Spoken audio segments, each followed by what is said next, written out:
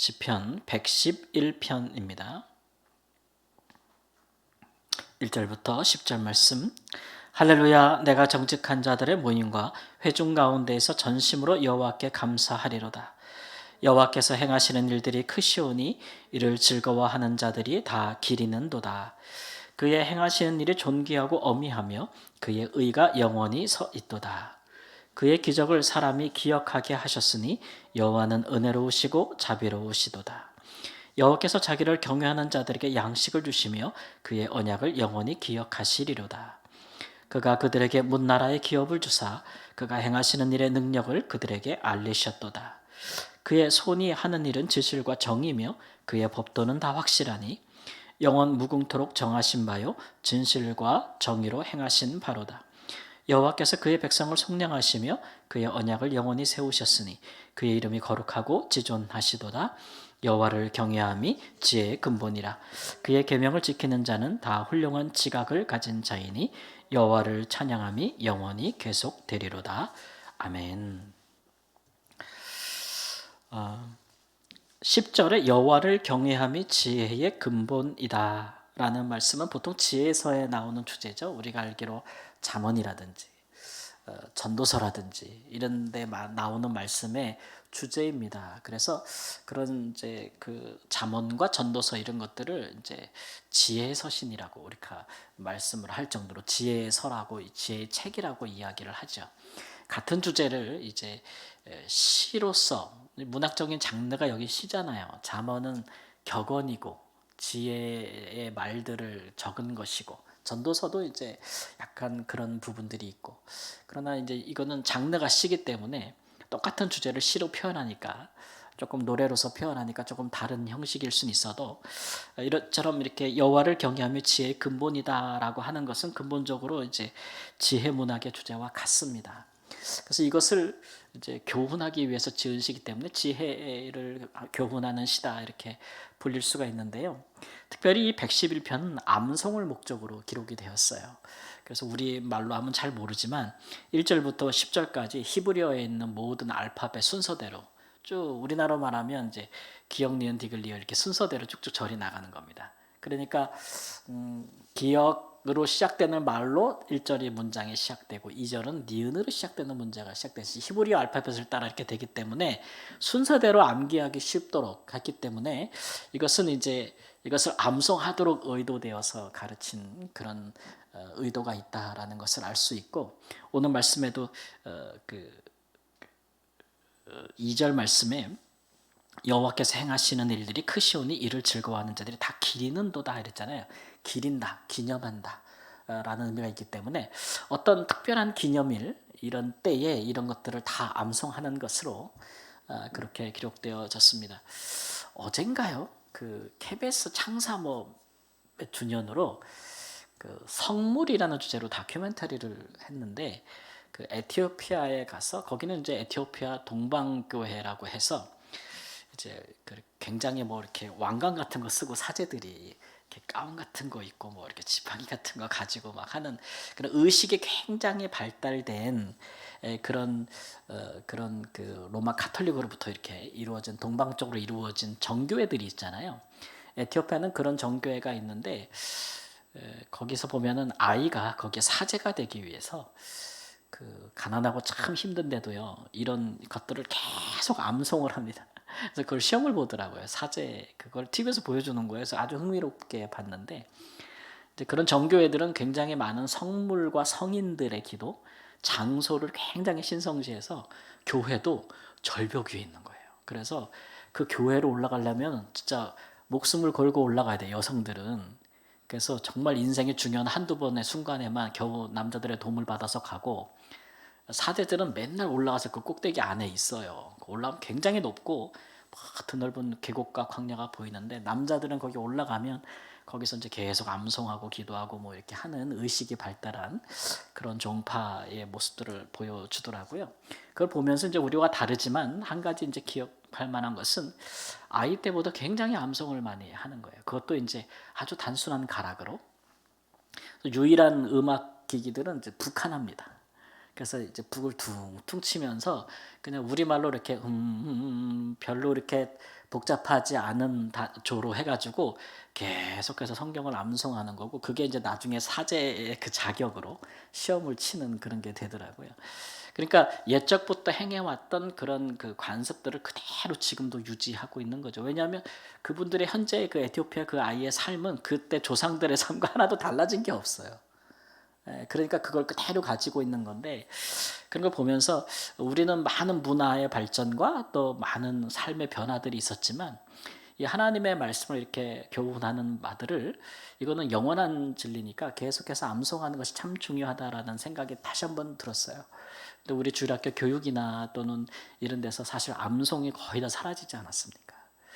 그런 부분이 참 아쉽다. 이 암송이라는 것이 사람의 이제 머리에 외우게 되면, 기억하게 되면 또 그것이 이제 마음에 새겨지게 되는 것인데, 우리가 그런 부분들을 너무 소홀히 하는 것이 아닌가라는 생각이 됐는데, 이 시편 111편은 아주 완전히 그런 목적으로 알파벳 순서대로 기억이 돼서 쭉 암송하게끔 의도된 시편이라고 할 수가 있겠습니다.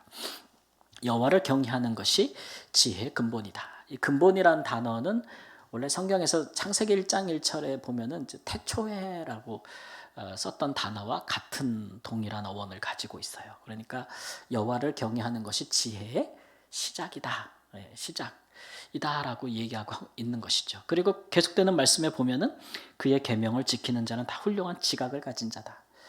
그러니까 하나님을 경외하고 그 경외한다는 것이 결국 그의 계명을 지키는 건데, 그것이 지혜고 시작이고, 또 그런 사람들은 굉장히 지식이 있는 사람이다라는 것들을 이제 말하고 있는 것입니다.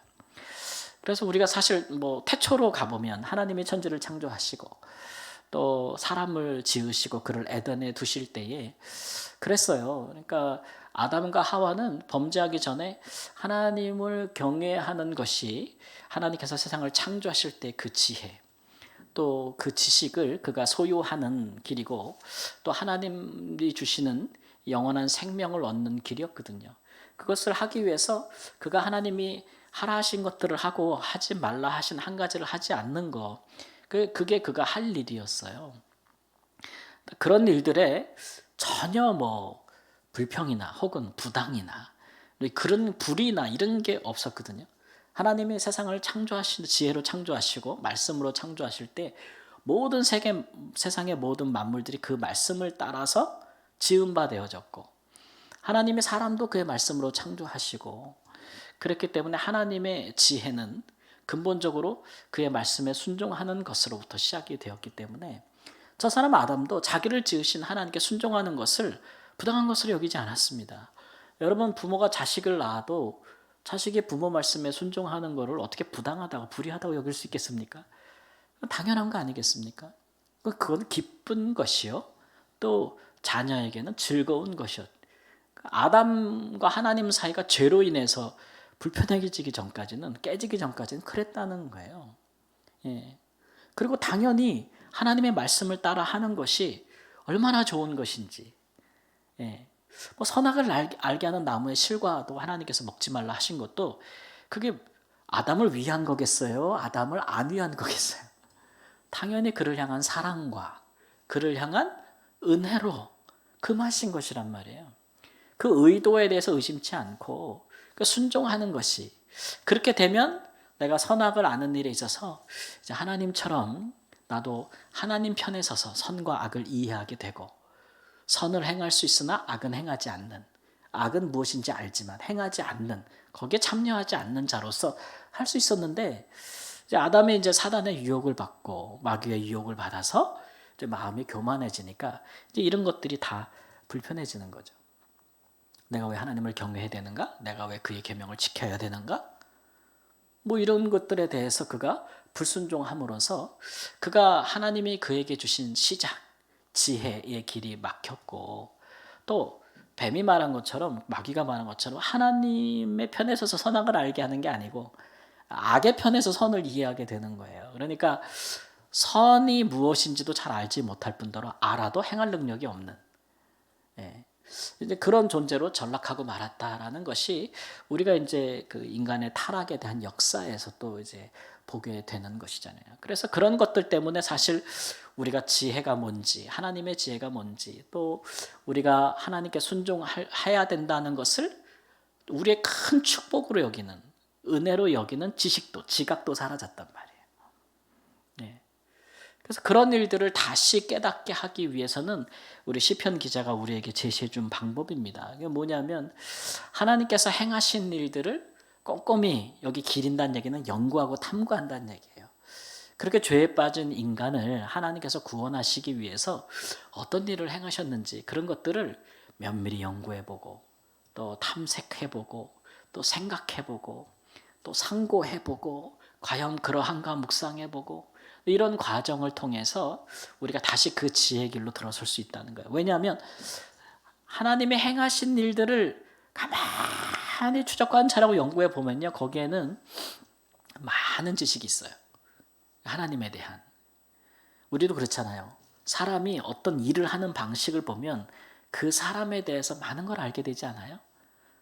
어떤 사람이 어떻게 일하는지를 이렇게 보면은 그 사람 성격은 뭔지, 그 사람이 추구하는 것은 뭔지, 일하는 방식을 보면 기질은 어떠한지, 무엇을 중히 여기고 무엇을 중히 여기지 않는지, 신념은 무엇인지, 태도는 무엇인지, 사람에 대해서 어떤 태도를 갖고 있는지, 뭐 여러 가지를 정말 많은 것을 알 수 있지 않습니까?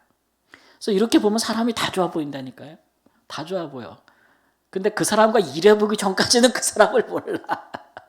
일해보면 이거 그 사람이 나오는 거예요. 그래서 사이가 좋고 싶으면 같이 일하면 돼, 안 돼요? 안 돼. 나 이 사람하고 사이 좋게 가고 싶어. 그러면 일로 엮이면 안 돼. 노는 걸로 엮이면 아주 좋아.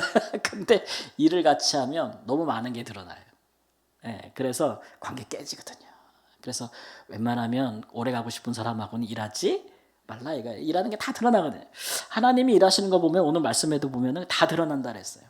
그가 이제 뭐 진실, 정의, 뭐 은혜, 자비, 의, 존귀, 엄의 뭐 이런 거 다 드러난대요. 그러니까 하나님께서 그의 백성들을 믿는 자를 구원하시기 위해서 그들과 약속을 맺고 그것을 얼마나 진실하게, 얼마나 정의롭게 그것을 지켜가는지, 행해 가시는지, 그리고 얼마나 또 은혜로우고 얼마나 자비한지 그 약속을 깨는 사람들에게 그런 것들을 면밀히 살펴보다 보면은 하나님에 대해서 이제 알게 되는 거예요. 그러면 하나님을 경외하지 않을 수가 없다. 경외하지 않을 수가 없다. 그래서 시편이 우리에게 이야기해 주고 있는 겁니다. 그래서 하나님에 대해서 알아야 다시 하나님을 경외하는 법을 배울 거 아니에요. 그러니까 그것은 먼저는 하나님이 하시는 일들을 잘 봐라. 먼저는 지난 일, 과거에 대해서 하나님이 하신 일들을 잘 보라는 거죠. 그래서 성경에 기록된 하나님이 하신 일들을 기록한 것들을 잘 보고 그 다음에는 하나님이 나를 구원하기 위해서 내 인생 가운데 행하시는 일들을 면밀히 살펴보고 또 생각해보라 이거예요. 오늘 말씀에는 그의 백성을 속량하시며 그랬는데 우리를 죄에서 건지시기 위하여 하나님이 우리 일생 동안 하시는 일들을 보라는 거죠. 하나님의 목적은 거기에 있어요. 뭐에 있냐면 우리를 속량하심에 있어요. 죄에서 건지시고 주님 앞에 설 때에 흠이 없게 하시려는 목적으로 우리 인생을 인도하세요. 근데 우리가 그 하나님의 마음을 잘 알면 우리 인생을 인도하시는 하나님이 참 은혜롭다, 인자롭다, 진실하다 이게 느낄 수가 있어. 근데 우리가 이제 달리 목적을 가지면 우리가 하나님을 믿고 따르고 신앙하는 목적을 우리의 거룩함과 우리의 구원에 두지 않으면 우리가 이 땅에 있는 것, 세속적인 것들에 마음을 두고 하나님을 신앙하면 그런 하나님을 알 수가 없어요. 그렇죠? 서로 동상이몽인데 어떻게 알겠어요? 하나님에 대해서 계속 불만만 생기지. 계속 불만만 생기지. 그러니까 이 같은 것들에 대해서 제대로 하나님을 알면 하나님이 이런 성품을 알게 될 것이고 그래서 하나님이 이런 성품인 걸 알면 너무 좋은 거야 하나님이. 여러분 은혜롭고 인자하고 자비롭고 정의롭고 진실하고 막 그런 사람 알면 얼마나 좋아요. 얼마나 좋겠어요. 우리가 존경하지 않겠어요? 그리고 그의 말에 대해서는 우리가 다 신뢰하고 따르지 않겠어요? 예. 하물며 하나님의 그런 부분을 발견하게 되면 그의 계명을 지킨다 이거예요. 사실 우리가 누군가를 너무 존경하고 사랑하면 묻고 따지지도 않아요. 그분이 이렇게 하는 게 어떻겠습니까? 그러면 그냥 하지. 너무 믿고 신뢰하고 아니까. 그런 거 아니겠어요? 하나님에 대해서 알면 그의 계명에 대해서 따르지 않을 이유가 없고 지키지 않을 이유가 없는 것이죠. 그런 길로 우리가 나아가야 한다는 것을 늘 잊지 말고 새길 수 있도록. 그러니까 살면서 우리가 많은 생각을 하고 많은 기억을 되살리고 하는데 그 쓸데없이 과거에 열받고 상처받고 막 힘들었던 거 맨날 떠올리면서 고통받고 그렇게 인생 찌그러뜨리지 말고, 예? 그런 걸 빨리 벗어나가지고, 예? 그런 데서 빨리 벗어나서 하나님이 어떤 분인지, 하나님이 지금은 내 인생을 어떻게 인도하셨는지, 하나님이 내 인생의 그런 것 속에서 어떻게 나를 지금까지 세워주셨는지, 뭐 그런 것들을 많이 생각하세요. 우리가 어떤 성도님들하고 한번 이렇게 얘기하다 보면은 그래요. 과거에 막 누가 진짜 나를 너무 힘들게 했어. 근데 하나님이 간증이 그래. 근데 하나님이 거기서 나를 다 건지시고 나를 신원해 주시고 나를 세워 주셨다고 막 그 체험이 있어요. 그러면 뭐만 기억하면 돼요? 하나님이 내게 어떻게 하셨는지를 기억하면 돼. 근데 그거는 잘 기억을 안 하고 사람이 나를 괴롭게 한 것만 기억에 남아. 그래서 하나님이 나한테 어떻게 했는지는 잘 기억을 안 하고 그냥 나한테 해코지했던 사람만 기억에 남아서 계속 그것을 가슴에 담아두고 계속 생각하고 이미 다 지나가고 그런 일이 있었지만 하나님이 그럼에 따라 나를 보상해 준 일이 있는데 그럼에도 불구하고 그거는 생각을 안 하고 그것만 계속 생각을 한단 말이에요. 그럼 얼마나 헤어나오지 못하는 거예요. 그렇죠? 하나님 우리를 건져주셨으면 내가 그 전에 있던 웅덩이는 생각하지도 말아야죠. 건져주시는 애를 생각하고 또 앞으로 하나님께서 어떻게 하실지를 소망하고 그런 것으로 우리에게 채워야 우리의 신앙이 더 빛이 나지 않겠습니까? 사랑하는 성도 여러분, 그러므로 죄가 세상에 들어오기 전이나 후나 길은 한 가지입니다. 하나님을 경외하는 것이 그게 지혜고 그게 우리의 시작이고 또 우리의 마지막이며 또 그분의 말씀을 따라서 우리가 사는 것이 우리에게는 참으로 지식이 있고 지각이 있는 일입니다. 우리가 다 그러한 모든 일을 겪고도 하나님을 경외함이 최고다. 하나님의 말씀을 따라 사는 것이 그보다 더한 것이 어디 있으랴 라고 진실로 깨닫는 은혜가 있고 행하는 또 결단이 있는 은혜가 있기를 우리 주 예수님의 이름으로 축원합니다. 아멘.